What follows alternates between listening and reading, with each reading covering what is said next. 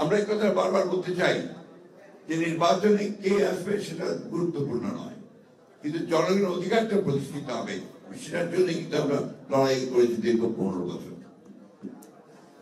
আমি সেই কারণেই বলেছি যে এই সময়টা আমাদের দরকার। সত্যিকার অর্থে আমরা বর্তমান যে অন্তর্বর্তীকালীন সরকার আছে সেই সরকারের কাছে আমাদের প্রত্যাশা অনেক।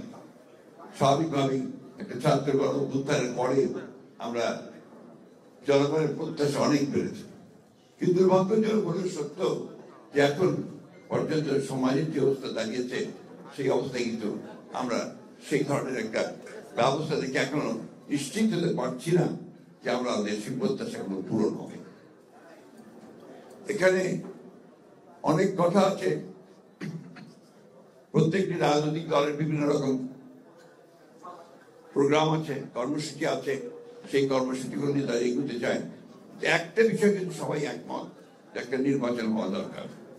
নির্বাচনটা শুধু একটা দলকে ক্ষমতায় বসানোর জন্য নয়, নির্বাচন হচ্ছে গণতান্ত্রিক ব্যবস্থা দিয়ে যাওয়ার জন্য একটা পথ সৃষ্টি করা, একটা দরওয়াজা করা।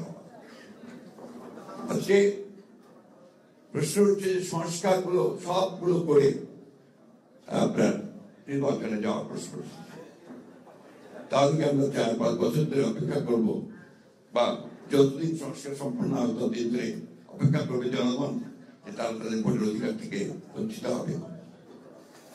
আমরা এখনো দেখছি যে আমাদের আমলাতন্ত্র আগের যে ব্যবস্থা ছিল সেই ব্যবস্থায় তারা এখনো সচিবালয় থেকে শুরু করে সমস্ত প্রশাসনে তারা একইভাবে তাদের ভূমিকা পালন করছে, কোনো রকম উন্নত নয়।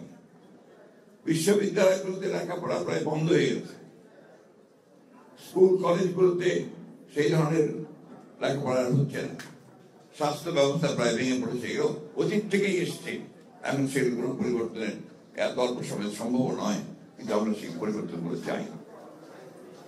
সেই কারণে আমরা বলেছি যে নির্বাচন দ্রুত হওয়া দরকার। নির্বাচন দ্রুত হলে যে দল ক্ষমতায় আসবে তার যে রাজনৈতিক যে কমিটমেন্ট টু পিপুল থাকবে, সেই কমিটমেন্ট গুলো তারা পালন করার জন্য অবশ্যই দায়বদ্ধ থাকবে।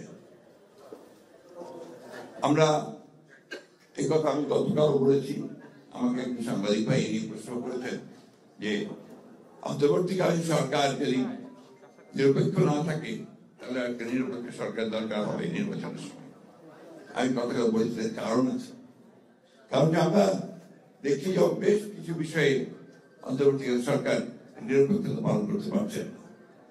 আমি তাই অনুরোধ করব, আমি প্রত্যাশা করব যে আমরা আশা করি যে অন্তর্বর্তীকালীন সরকার তারা সেই নিরপেক্ষতা পালন করবেন এবং দেশে যে সংকট আছে সেই সংকট থেকে দেশকে মুক্ত করবার জন্য তারা কাজ করবেন।